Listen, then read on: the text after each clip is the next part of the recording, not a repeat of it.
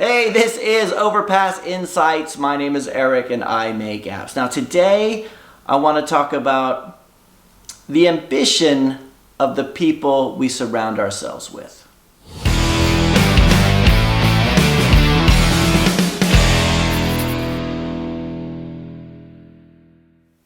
All right, so here we are still in lockdown. I think today is day 43 of lockdown in the UK. It's going on so long. I mean, it's hard to imagine life returning back to normal, but we're all hoping that it will.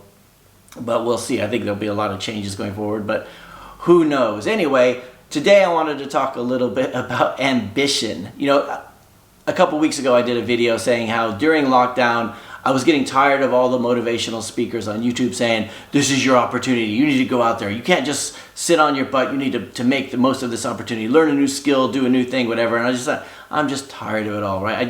I welcome the rest. I welcome the lull from all the spinning plates and everything going on. Although I was still working. I mean, I was still working full 8-hour days, but it just felt like the pace had changed, and I kind of welcomed it.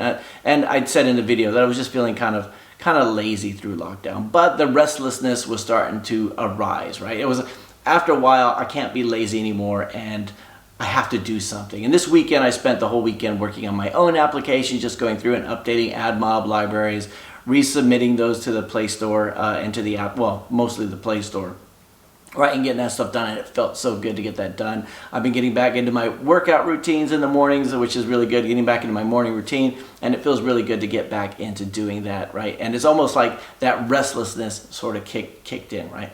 But I had a conversation with somebody last week about ambition. She was a very ambitious woman. She had like goals and plans for her life and for her business, and it really resonated with me what we talked about, right? Because I think a lot of you guys have ambition too, because you're putting your own applications out there, and I'm sure you're surrounded by people who don't have the same level of enthusiasm and ambition you guys have for your own applications going out there.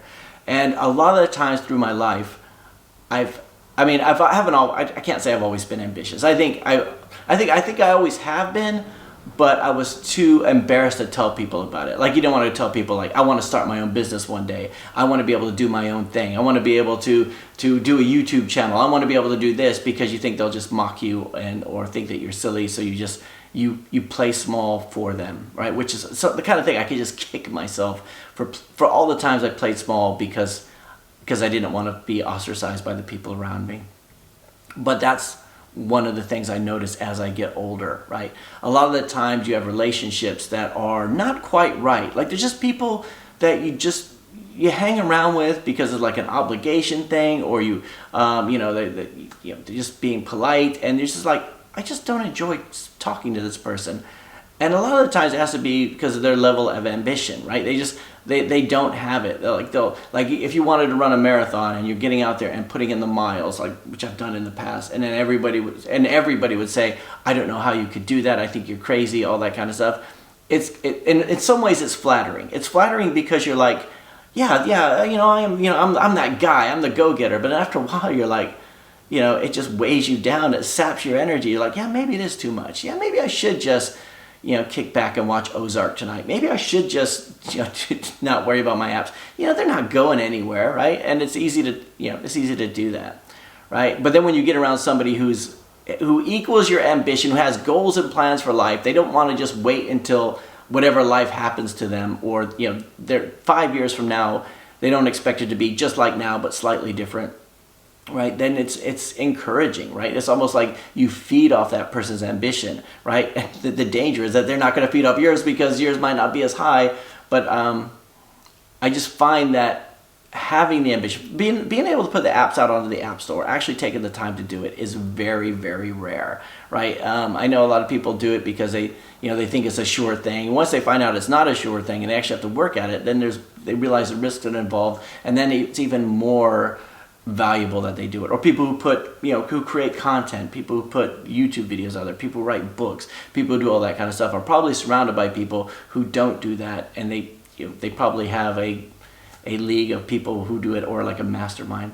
And I talk about this a lot. When I started doing apps, I was all alone. Everybody had their opinion, and I almost felt like This is something throughout my life, which I'm not proud of this at all, where I almost apologize for the fact that I want more. I'm almost like, yeah, I got this app on the App Store, and yeah, I'm kind of hoping it does well. And it's almost like I'm downplaying it just so I don't make them feel. I don't want them like to think that he thinks he's going to be this big app guy or whatever, or he's going to be this big YouTube guy.